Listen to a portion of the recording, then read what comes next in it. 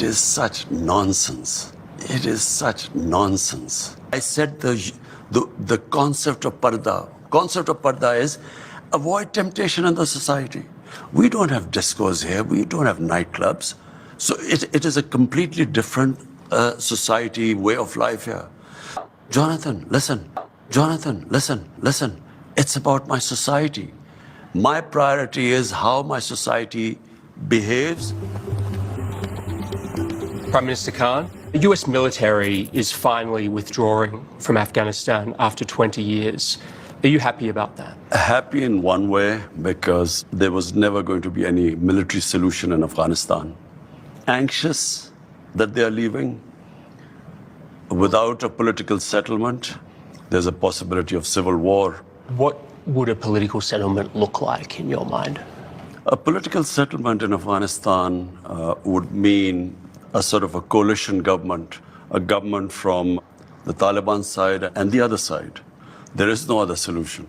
Do you think the Americans made a mistake by saying we're getting out by September the 11th? Difficult, they have got themselves in such a big mess. They had to give some sort of time frame. But at the moment they gave a time frame, Taliban would have considered that a victory. How do you feel about the prospect of the Taliban effectively controlling Afghanistan? Are you happy to welcome them into the community of nations? As far as Pakistan is concerned, whoever represents the people of Afghanistan, we will deal with them. But what if they're not democratically elected? Does it not concern you on some level that this group of people is accumulating power right next door to you? Look, I'm not a spokesman for Taliban. For me to say, what they are doing or what they shouldn't be doing is pointless. In case Taliban go for an all-out victory, there is going to be incredible amount of bloodshed.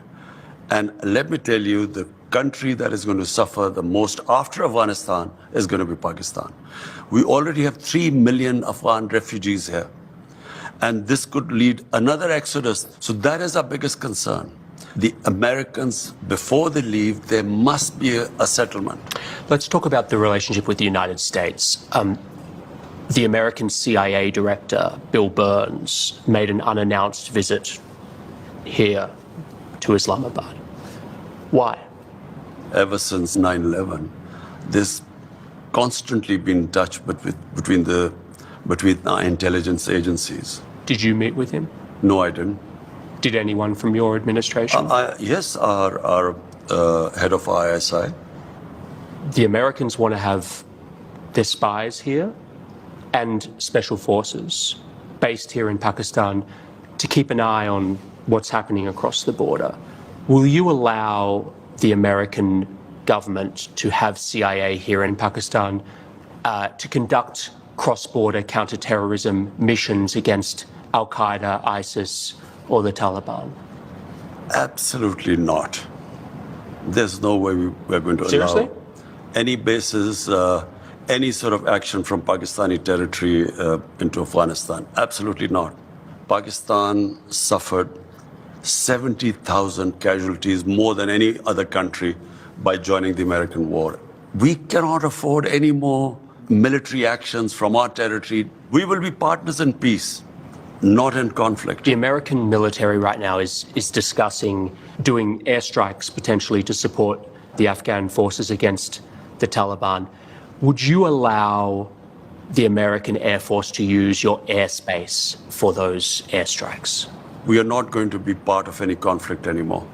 But you haven't decided yet whether you'll let them use your airspace? This hasn't been discussed at all, so... What's your feeling about that? I don't know. We'll discuss this.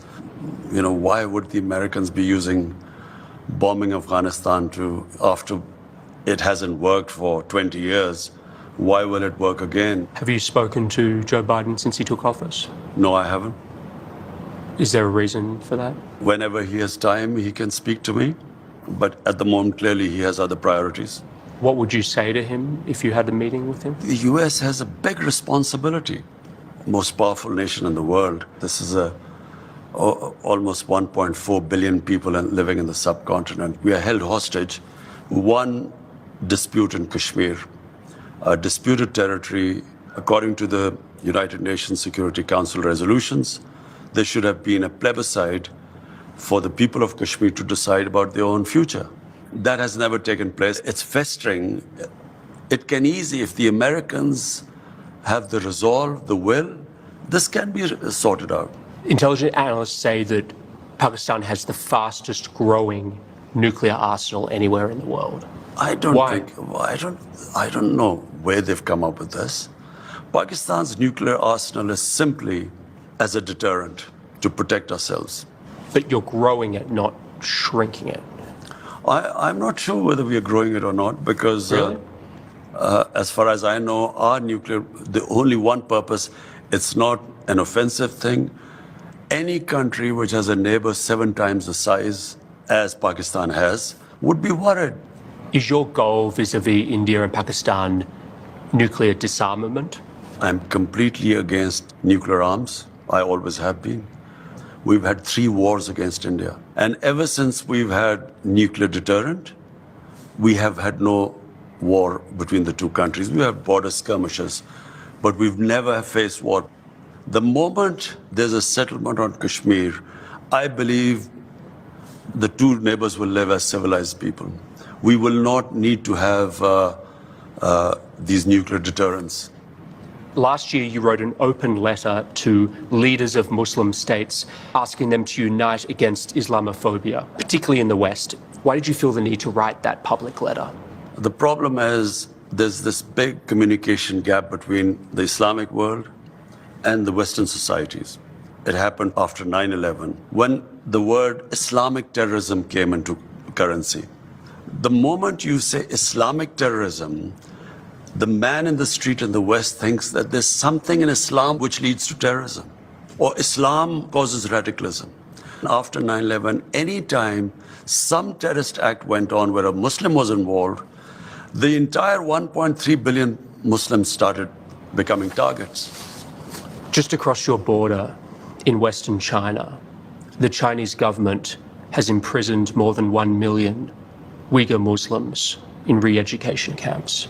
The Chinese government has tortured Muslims, forcibly sterilized them, and they've destroyed mosques in Xinjiang and also punished Muslims for fasting, praying, even giving Muslim names to their children. Prime Minister, why are you so outspoken about Islamophobia in Europe and the United States, but totally silent about the genocide of Muslims in Western China? What our conversations have been with the Chinese, this is not the case, according to them. The evidence is just overwhelming. Whatever issues we have with the Chinese, we speak to them behind closed doors. China has been one of the greatest friends to us in our most difficult times. When we were really struggling, our economy was struggling, China came to our rescue. So we respect the way they are. And whatever issues we have, we speak behind closed doors. How come this is such a big issue in the Western world? Why are the people of Kashmir ignored? It is much more relevant. Compared to what might be going in the Uyghurs, 100,000 Kashmiris have been killed. There are 800,000 Indian troops which have literally, it's an open prison in Kashmir. 9 million Kashmiris are put there. Why is that not an issue? So I think it's hypocrisy. They've been a huge partner to you, China, but on some level, doesn't it make you feel sick to have to be quiet because of all this money they're putting into Pakistan? I look around the world, what's happening in Palestine, Libya, Somalia, Syria, Afghanistan. Am I going to start talking about everything? I concentrate on what is happening on my border, in my country. This is on your border. Which is part of, no, that is part of Pakistan. 100,000 Kashmiris are dying. That concerns me more because half of Kashmir is in Pakistan. This is a grotesquely large human rights atrocity. First of all, I'm not sure about that because our conversations with the Chinese, this is not the picture that comes from that side. So just to put a fine point on this, you are not in any way concerned about the Muslim Uyghurs in Xinjiang? Our discussions with Chinese will always be behind closed doors. You were asked about the epidemic of sexual violence and rape in Pakistan, and you acknowledged the seriousness of the problem, and you talked about Pakistan's strict laws. You were also quoted as saying that the practice of women wearing veils quote, is to stop temptation. Not every man has willpower, you said. On increasing vulgarity, it will have consequences. And you were accused of rape victim blaming. How do you respond to that? It is such nonsense. I never said veils. This was never said. I said the concept of parda. Concept of parda is avoid temptation in the society. We don't have discos here. We don't have nightclubs. So it is a completely different society, way of life here. So if you raise temptation in the society to the point, and all these young guys have nowhere to go, it has consequences in the society. Do you think that what women wear has any effect? That's part of this temptation? If a woman is wearing very few clothes, it will have an impact on the men, unless they're robots. I mean, it's common sense. Yes, but is it really going to provoke acts of sexual violence? It depends which society you live in. If in a society people haven't seen that sort of thing, it will have an impact on them. If you grow up in a society like you, maybe it won't on you. This cultural imperialism, whatever is in our culture, must be acceptable to everyone else. It's not. But forgive me, like, when you were a cricket star, you were seen as a playboy, there were photos of you with your shirts off in your bedroom. Like, it's a bit rich for you to be criticizing this. This is not about me. It's about but you're the messenger. Jonathan, listen, it's about my society. My priority is how my society behaves, what reactions are caused in my society. So when I see sex crime going through the roof, we sit down, we discuss how we're going to tackle this. It is having an impact in my society. We have to do something about it. Thank you so much, Prime Minister. Okay. Really appreciate your time. Jonathan, you did go a bit long on part.